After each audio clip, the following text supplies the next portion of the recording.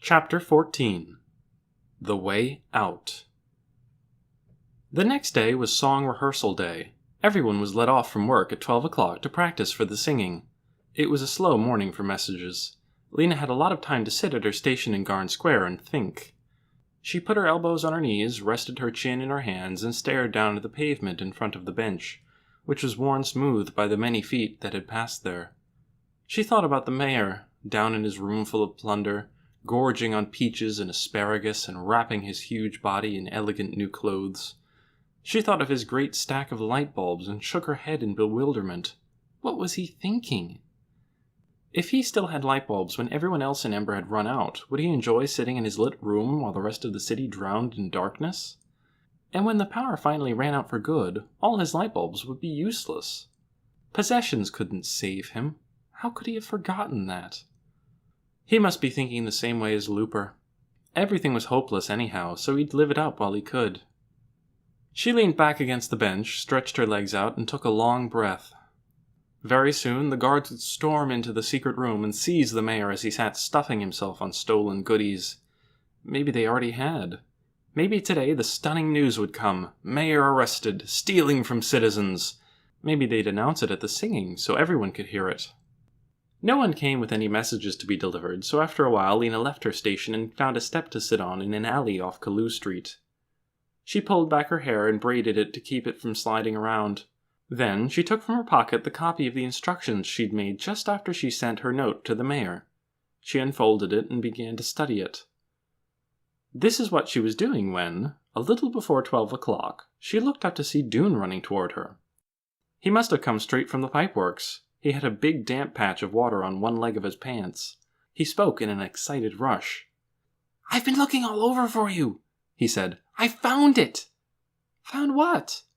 "The E. At least it looks like an E. It must be an E, though you wouldn't know it if you weren't looking for it." "You mean the rock marked with an E in the pipeworks?" Yes, I found it." He stood breathing hard, his eyes blazing. "I'd seen it before, but I didn't think of it as an E then, just a squiggle that looked like writing. But there are all these rocks that look like they're covered in writing." "Which rocks? Where is it?" Lena was on her feet now, bouncing with excitement. "Down at the west end of the river, near where it goes into that great hole in the pipeworks wall." He paused, trying to catch his breath. "And listen," he said, "we could go there right now." "Right now?" "Yes, because of rehearsals. Everyone's going home, so the pipeworks will be closed and empty." "But if it's closed, how will we get in?" Grinning, Dune produced a large key from his pocket. "I ducked into the office on my way out and borrowed the spare key," he said. "Lister, he's the pipeworks director, was in the bathroom practicing his singing. He won't miss the key today, and tomorrow everyone will be off work." He did an impatient shuffle. "So come on," he said. The town clock struck the first of its 12 noontime booms. Lena stuffed her copy of the instructions back in her pocket. "Let's go." The pipeworks was empty and silent. Lena and Dune went up the hallway past the rows of boots and the slickers hanging on their hooks. They didn't take any of these for themselves. This was not a pipeworks tunnel they were about to enter, they were sure. It wouldn't be dripping with water or lined with spurting pipes. They went down the long stairway and out into the main tunnel where the river thundered alongside the path, its dark surface strewn with flecks of light. Dune led the way along the river's edge. As they neared the west end, Lena saw the rocky outcroppings Dune had described to her. They were strange, bulging shapes creased with lines like the faces of the very old. Not far beyond, Lena could see the place where the river disappeared into a great hole in the pipeworks wall. Dune knelt down beside a clump of stones. He ran a finger over their convoluted surface. "Look here," he said. Lena stooped down and peered at the deeply carved lines.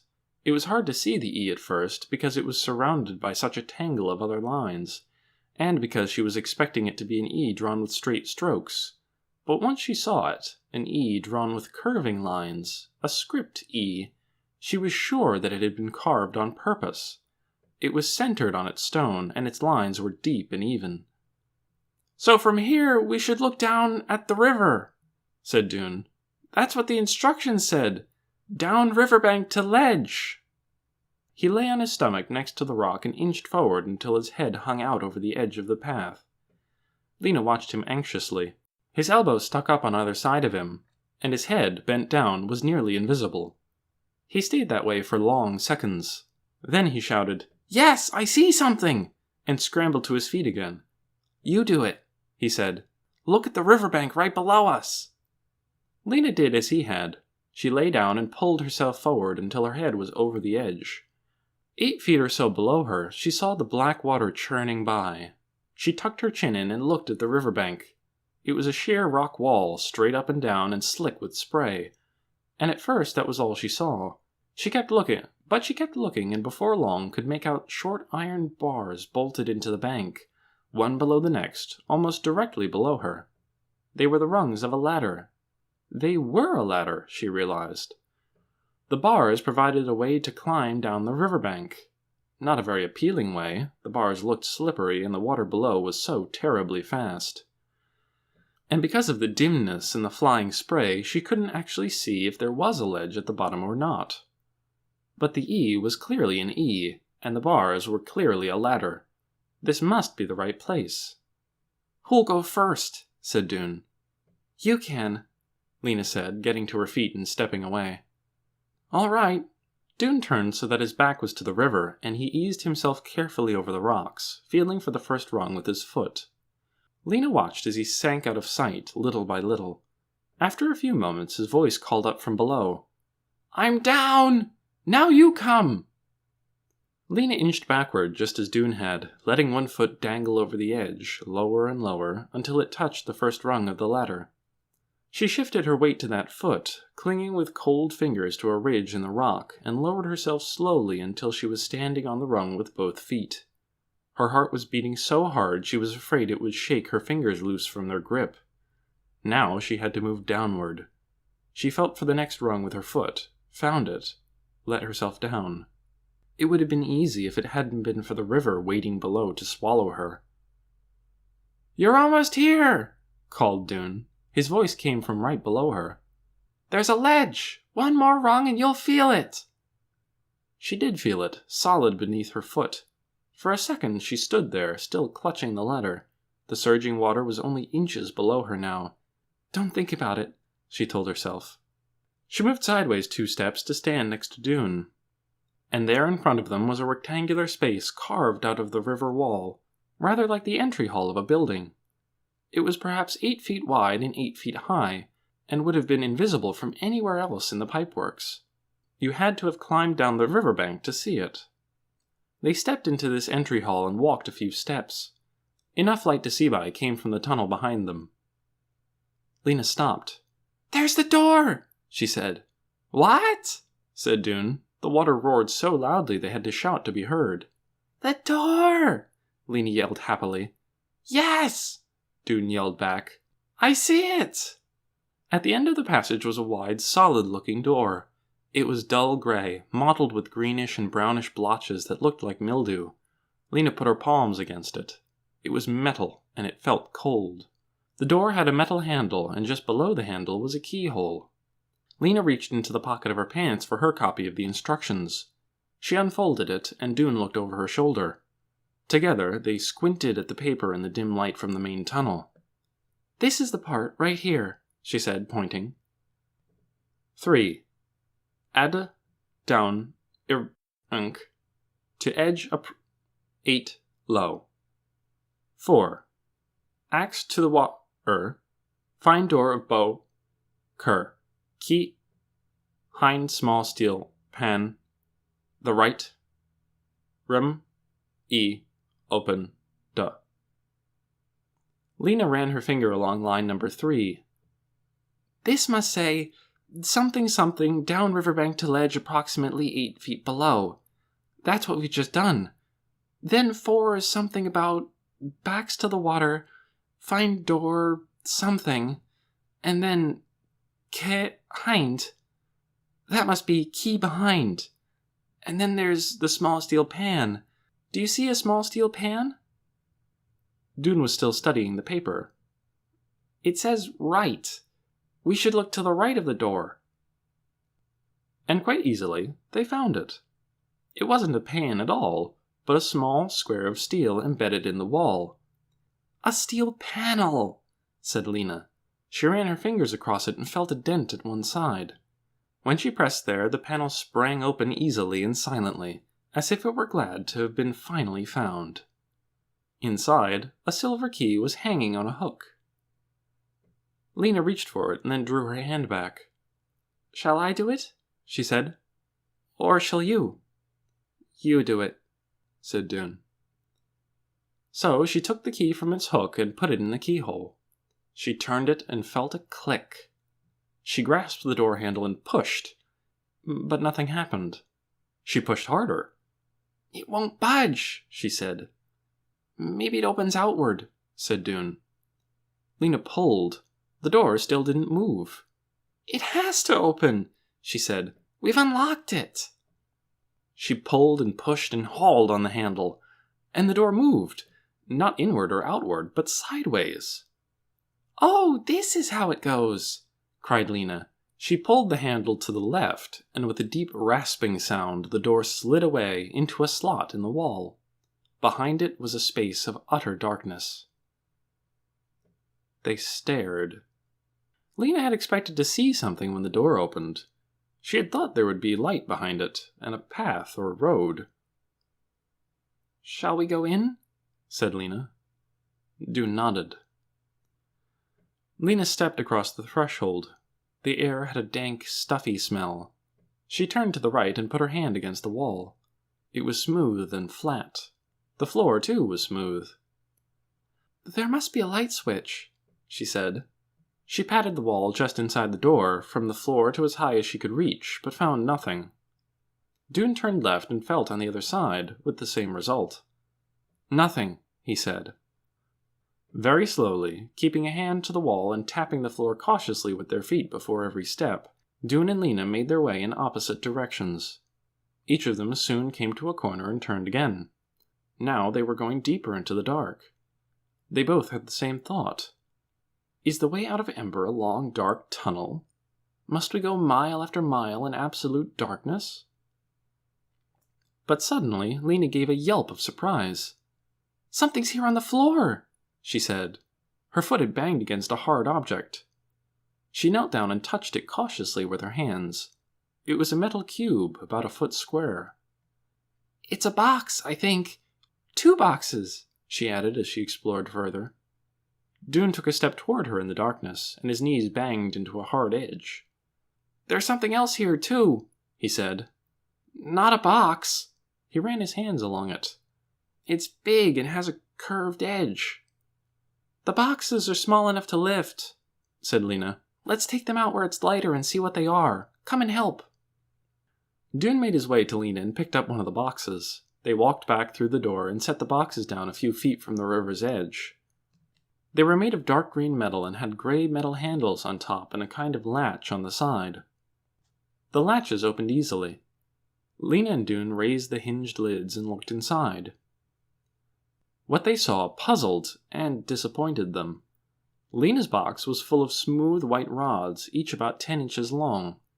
At the end of each one, a little bit of string poked out. In Dune's box were dozens of small packets wrapped in a slippery material. He opened one and found a lot of short wooden sticks, each with a blue blob on the end. Both boxes had a label on the inside of the lid. The label on Lena's box said, "Candles." The label on Dune's said, "Matches." And under it was a white, inch-wide strip of some kind of rough, pebbly material. "What does candles mean?" Lena said, puzzled. She took out one of the white rods. It felt slick, almost greasy. "And what does matches mean?" said Dune. "Matches what?" He took out one of the small sticks from its packet. The blue stuff on the end was not wood. "Could it be something to write with? Like a pencil? Maybe it writes blue." "But what's the point of a whole box of tiny pencils?" asked Lena. "I don't understand." Dune frowned at the little blue-tipped stick.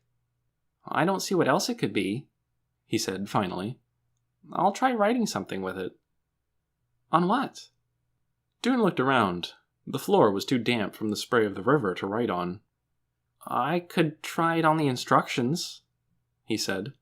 Lena handed them to him. Carefully, he rubbed the blue end of the stick along the edge of the paper. It didn't leave a mark. He rubbed it along his arm. No mark there, either. "Try this white stuff," Lena said, pointing to the white strip inside the lid of the box. He scraped the blue tip across the rough surface. Instantly, the end of the stick burst into flame.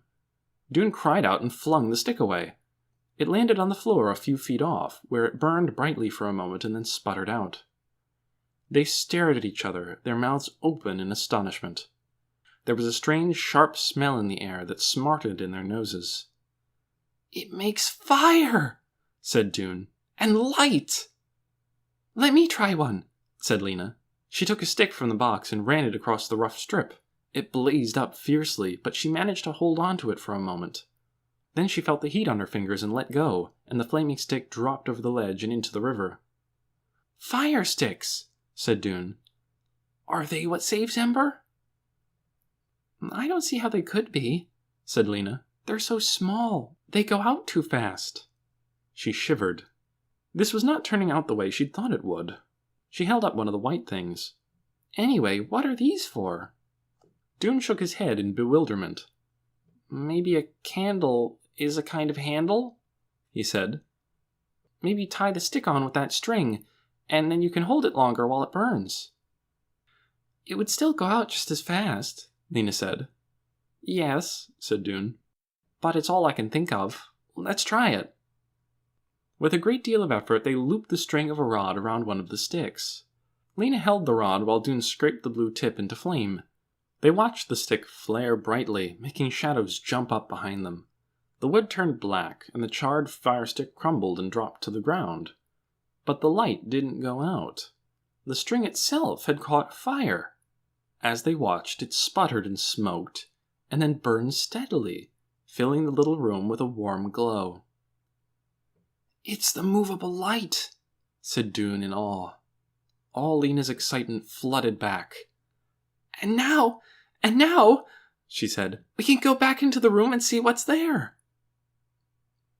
They went back down the passage to the doorway and stepped inside. Lena held the movable light at arm's length before her. In its flickering glow, they saw something made of silvery metal. They walked slowly around it, examining it. It was long and low, filling up the center of the room. One end of it came to a point. The other end was flat. Across the open middle stretched 2 metal strips.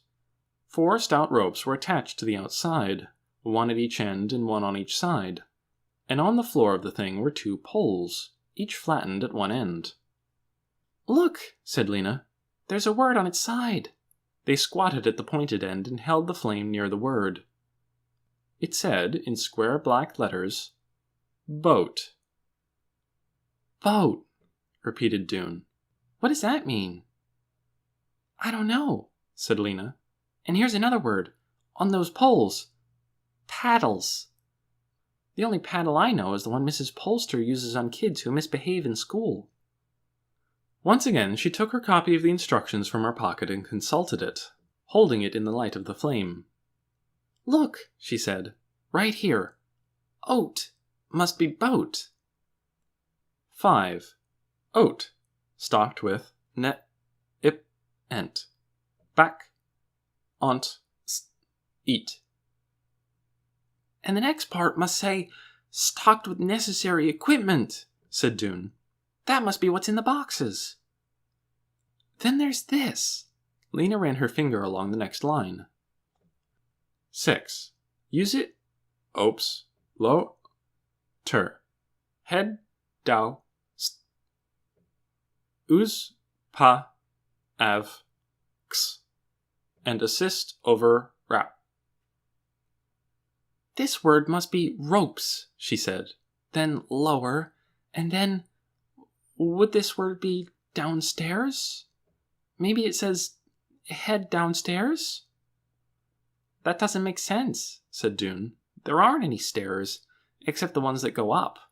He frowned at the word, and then he took a short, sharp breath. "Downstream!" he said. "The word must be downstream. It must say something like, use the ropes to lower the boat and head downstream." He looked up at Lena and spoke in a voice full of wonder. The boat goes on the water! It's something to ride in!" They stared at each other in the flickering light, realizing what this meant. There was no tunnel leading out of Ember. The way out was the river. To leave Ember, they must go on the river.